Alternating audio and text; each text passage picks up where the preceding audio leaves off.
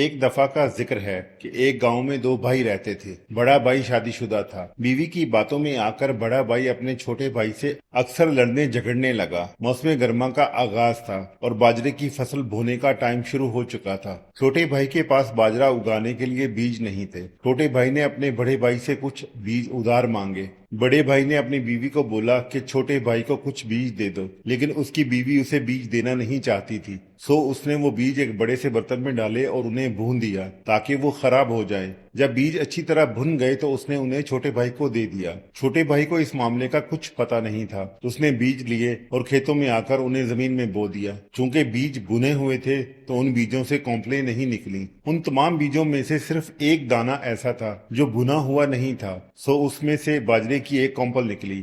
چھوٹا بھائی بہت محنتی تھا۔ وہ اس کونپل کو پانی دیتا رہا اور اس کی حفاظت کرتا رہا، جس کی وجہ سے اس کونپل کی کافی افزائش ہوئی اور جلد ہی وہ ایک بڑا درخت بن گئی اور باجرے کا ایک ایک دانہ اتنا بڑا ہوا کہ آدھے ایکڑ جتنا اس کا سائز تھا۔ جب فصل پک گئی تو چھوٹے بھائی نے ایک کلہاڑی لی اور دانے کاٹنے لگا۔ جب پہلا دانہ اس درخت سے الگ ہوا تو ایک بہت بڑا آسمانی پرندہ اڑتا ہوا آیا اور وہ دانہ اٹھا کر لے گیا۔ چھوٹا بھائی اس پرندے کے پیچھے سمندر کے کنارے تک بھاگا۔ سمندر کے کنارے وہ پرندہ رکا اور انسانی آواز میں چھوٹے بھائی سے بولا، تم مجھے نقصان نہ پہنچاؤ، یہ باجرے کا دانہ تمہارے لیے کتنا قیمتی ہے۔ سمندر کے مشرق میں ایک جزیرہ ہے جہاں سونے اور چاندی کے پہاڑ ہیں، میں تمہیں وہاں لے کر جا سکتا ہوں۔ وہاں جا کر تم جو چاہو لے سکتے ہو اور امیر ہو سکتے ہو۔ چھوٹا بھائی راضی ہو گیا اور پرندے کی پیٹھ پر سوار ہو گیا۔ پرندے نے اس کو بولا کہ اپنی آنکھیں بند کر لو۔ پھر پرندے نے اڑان بھری اور سمندر کے اوپر سے ایک چنگاڑ نکالتا ہوا اڑنے لگا۔ کچھ دیر اڑنے کے بعد پرندہ ایک چٹان پر اتر گیا اور بولا، لو ہم منزل پر پہنچ گئے ہیں۔ چھوٹے بھائی نے اپنی آنکھیں کھولی تو اسے ہر طرف گولڈن اور سفید پتھر اور پہاڑ نظر آئے۔ چھوٹے بھائی نے مناسب تعداد میں پتھر اٹھا لیے۔ پرندے نے پوچھا، کیا تم نے مناسب سونے اور چاندی کے پتھر اٹھا لیے ہیں؟ اس نے جواب دیا، ہاں میں مطمئن ہوں۔ پرندہ خوش ہوا کہ چھوٹا بھائی لالچی نہیں ہے اور بولا کہ میانہ روی انسان کو نقصان سے بچاتی ہے۔ پھر پرندے نے اسے اپنی پیٹھ پر بٹھایا اور واپسی کی اڑان بھری۔ واپس آ کر چھوٹے بھائی نے سونا اور چاندی بیچا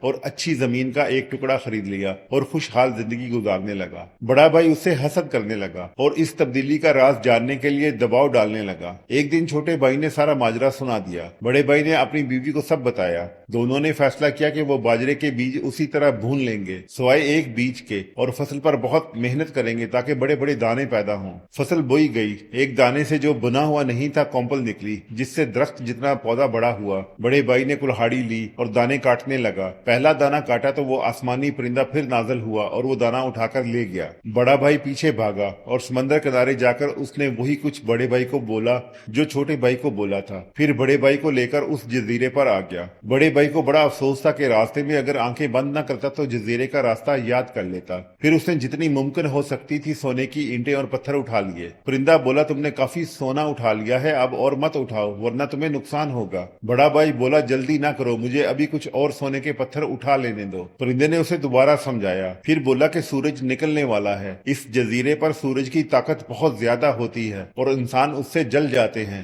بھائی بولا، تھوڑا انتظار کرو بس۔ اسی لمحے سرخ رنگ کا سورج طلوع ہوا اور طاقتور شعاعیں بادلوں کو چیرتی ہوئی نمودار ہوئیں۔ پرندہ جلدی سے اڑا، سمندر پہ جا کے زور زور سے اپنے پروں کو پانی پر مارا تاکہ ان شعاعوں کی حدت کو کچھ کم کیا جا سکے، لیکن تب تک بڑے بھائی کا جسم جل کر بھسم ہو چکا تھا۔